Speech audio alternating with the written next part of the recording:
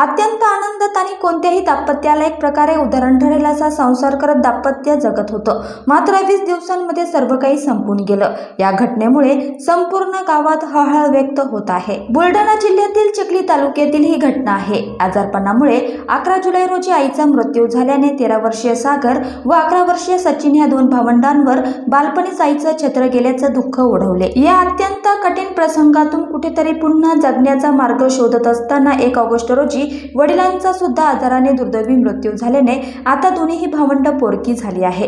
20 दिवसांच्या अंतराने आई वडील ह्या दोघांचाही मृत्यू झाला.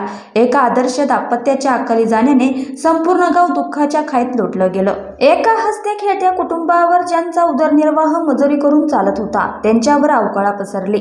रमेश उत्तम नाडे वय 38 व त्यांची पत्नी आशाबाई रमेश नाडे वय 33 हे दाम्पत्य रोज दैनंदिन मजुरी करून आपल्या संसाराचा गाडा मागील अनेक वर्षांपासून चालवत होते. त्यांना सागर व सचिन ही 2 मुले आहे. सगळं सुरळीत चालत असताना अचानक त्यांच्या संसाराला नजर लागली. गेल्या 6 महिन्यांपासून त्यांची पत्नी आजारी होती. अनेक मोठ्या हॉस्पिटलमध्ये उपचार करून सुद्धा रमेश आपल्या पत्नीला वाचवू शकले नाही. त्यामुळे पत्नीच्या निधनाचे दुःख झाल्याने ते व्यसनाच्या मार्गावर लागल्याचे सांगितले जाते. त्यामुळे त्यांची तब्येत खराब झाली. पुणे येथे उपचार घेण्याकरता प्रयत्न करण्यात आले. मात्र 1 ऑगस्ट रोजी त्यांचा दुर्दैवी मृत्यू झाला. कमी वयात मृत्यू झाल्याने नाडे कुटुंब व इरसूळ गावातील लोक दुःखात बुडाले आहे. गावातील प्रत्येक घरामध्ये याच कुटुंबाची चर्चा आहे.